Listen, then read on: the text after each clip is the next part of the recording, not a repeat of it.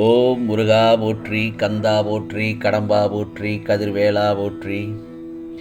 அறுபடை வீடு கொண்ட முருகப்பெருமானே போற்றி போற்றி. என் செல்லமே, என் செல்ல குழந்தையே, உன் கஷ்டத்திற்கு இன்றுதான் கடைசி நாள்.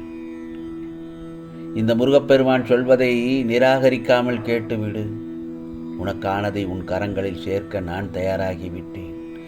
அதை நிராகரிக்காமல் பெற்றுக்கொள்ள நீ தயாராக இரு. முருகா சரணம், முருகா சரணம் என்று பதிவு செய்துவிட்டு நான் சொல்வதை கேள் என் செல்லமே.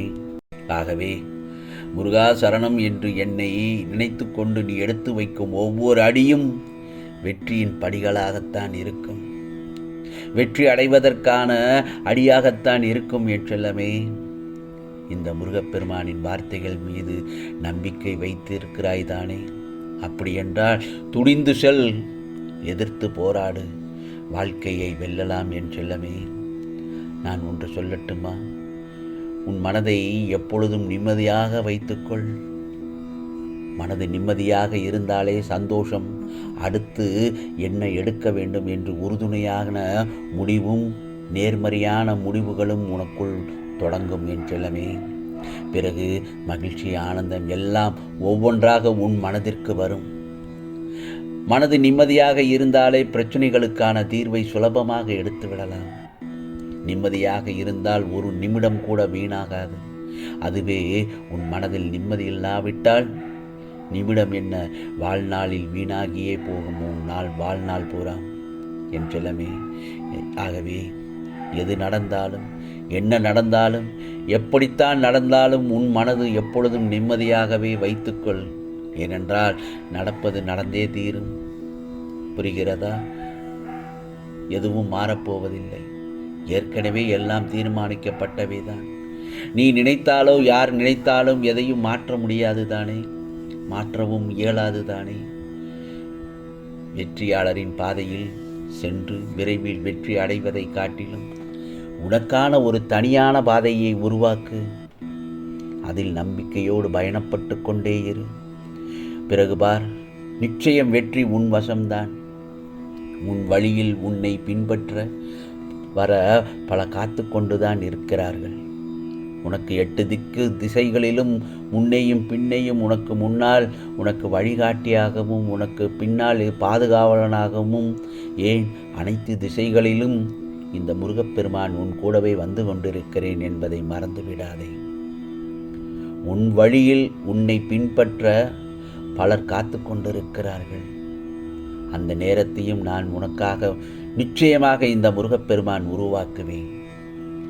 சில நேரங்களில் உன்னை கீழ்த்தரமாக பேசியவர்கள், நீ வேண்டவே வேண்டாம் என்று உன்னுடைய அன்பை உதறிச் சென்றவர்கள், உன்னை ஏளனமாக பார்த்தவர்களுக்கு முன்னால் இந்த முருகப்பெருமான் உன்னை கோபுரத்தின் உச்சியில் உட்கார வைக்கப் போகிறேன்.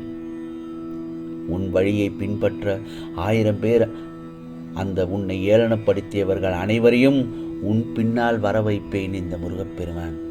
கவலைப்படாதே. இது முருகப்பெருமானின் சத்திய வாக்கு, என்றும் பொய்த்ததில்லை. என்னை நம்பியவர்களை நான் எப்பொழுதும் கைவிட்டதும் இல்லை, விட்டு கொடுத்ததும் இல்லை. அவர்களை விட்டு சென்றதும் இல்லைதானே? கவலைப்படாதே. எனவே வாழ்க்கையில் போராடிக்கொண்டே இரு, நகர்ந்து கொண்டே இரு. பாதைகளில் 1000 தடைகள் இருந்தாலும் அதை தகர்த்து விட்டுத்தான் செல்ல வேண்டும். புரிகிறதா என் செல்லமே? சில இடங்களில் தவிர்த்து விட்டும் செல்லலாம். இரும்பை போல இரு.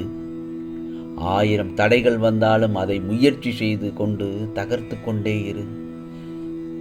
சில நேரம் சென்று வெற்றி என்னும் இலக்கை நிச்சயமாக எட்டி பிடிக்கலாம். அந்த சமயத்தில் உனக்கு துணையாக இந்த முருகப்பெருமான் நான் இருக்கும் பொழுது எதற்காக உனக்கு இந்த மனக்கவலை? இந்த முருகப்பெருமான் நான் இருக்கும் பொழுது உனக்கு எந்த மனக்கவலையும், சோதனையும், சோகமும், நல்லது கெட்டது என்பது எதிலும் உண்டு. நான் உனக்கு பிரித்து காட்டி விடுவேன். நீ அதை எப்படி பார்க்கிறாய் என்பதை பொறுத்துத்தான் அது உனக்கு நல்லதாக இருக்கும், கெட்டதாக இருக்கும் என்பதை அதுவே முடிவு செய்யும். ஆகவே பார்க்கின்ற பார்வையில் தான் இருக்கிறது. அனைத்தும் உன் மனதில் என்ன எண்ணம் தோன்றுகிறதோ அந்த எண்ணத்தை பொறுத்துத்தான் அனைத்தும் அமையும். ஆகவே எத்தனை பேர்களுக்கு தெரிய போகிறது, கெட்டவனுக்கும் நல்ல நேரமும் உண்டு, ராஜயோகமும் உண்டு. ஒருவன் 1000 தவறுகள் செய்தாலும் அவனது நல்ல நேரம் அவனை குறிப்பிட்ட காலம் வரை காப்பாற்றிக் கொண்டே வரும். அது அவனது பிறவி பயன். அவனை பார்த்து பொறாமைப்பட்டு ஒன்றுமாக போவதில்லை. அவனும் இறைவனால் படைக்கப்பட்டவன்தான். எவ்வளவு நல்லவனாகவும் திறமைசாலியாகவும் வாழ்ந்தாலும் கெட்ட நேரம் என்று ஒன்று வந்தால் இருப்பதையெல்லாம் பறிகொடுத்து 4 பேரிடம் கையேந்தி நிற்க வேண்டி வந்துவிடும் என் செல்லமே.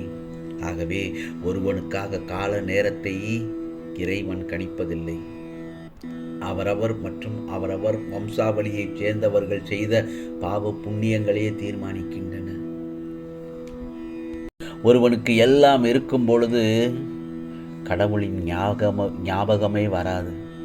அவனிடமிருந்து ஒவ்வொன்றாக பறிபோகும் நிலைமையை வந்தவுடனேயே அந்த சமயத்தில் அவனுக்கு கடவுளின் ஞாபகம் வந்துவிடும். கஷ்ட காலத்தில் தானே ஜாதகத்தை தேடி எடுக்க வேண்டிய அவசியம் வருகிறது. எத்தனை முறை ஜாதகத்தை ஆராய்ந்து பார்த்து பரிகாரங்கள் செய்தாலும் நடக்கத்தான் போகிறது. மனதில் என்ன இருக்கிறது என்று மற்றவர்களுக்கு தெரியாமல் இருக்கலாம். பஞ்சபூதங்களுக்கும் நேரம் காலத்திற்கும் தூய ஆன்மாவிற்கும் கிரகங்களுக்கும் தெரியாமல் இருக்குமா? ஆகவே கடவுளை நேரில் பார்க்கும் அளவிற்கு உயிரியல் தொடர்புகள் எதற்கும் சாத்தியமில்லை. இறைவனை ஆழமாக ஆராய்ந்தால் தலையே விழித்துவிடும். எதற்காக பொய் சொல்லி ஏமாற்ற வேண்டும்? அதுதானே உண்மை. ஆகவே உணர்ந்தவர்களுக்கு தெரியும், எப்பேற்பட்ட இக்கட்டான சூழ்நிலையை கை தூக்கி விடுவார். அதற்கான முயற்சி எதுவோ அதை மட்டும் செய்தால் போதும். நீ முயற்சி செய்து உன் வாழ்க்கையை முன்னேற்றுவதற்கு நீதான் போராட வேண்டும், நீதான் உழைக்க வேண்டும். அதைத்தான் உன்னிடத்தில் நான் பலமுறை சொல்லிக்கொண்டே வருகிறேன். புரிகிறதா? தினமும் நான் சொல்வதை கவனமாக கேள். பிரம்மமூர்த்த வேளையில் தொடர்ந்து விளக்கு போட்டு இந்த முருகனை நினைத்து வழிபட்டு வந்தால் போதும். எப்பேற்பட்ட இக்கட்டான சூழ்நிலையும் மாறும். நிச்சயமாக கேட்ட வரம் கிடைக்கும் என் செல்லமே. ஏனென்றால் அதிகாலை வழிபாடு என்பது ஒரு மாயாஜாலம் நிறைந்தது. இதை செய்ய நினைக்கும் போதே பல தடை தாமதங்களை உனக்கு கண்டிப்பாக ஏற்படுத்தும். அதையும் இந்த முருகப்பெருமானின் சிந்தனையோடு முறியெடுத்து முயற்சிக்க வேண்டும். விடிவு காலம் என்பது முயற்சி செய்பவருக்கே. அவர்களுக்கு இறையாற்றல் வசப்படும். கண்டிப்பாக முயற்சி திருவினையாக்கும். ஆம், இது முருகப்பெருமானின் அருள் வாக்கு, சத்திய வாக்கு. உனக்கானதெல்லாம் நல்லது நடக்கும், நல்லது மட்டுமே நடக்கும். அதுவும் நன்மையாகவே இருக்கும். ஓம் சரவண பவ, ஓம் சரவண பவ, ஓம் சரவண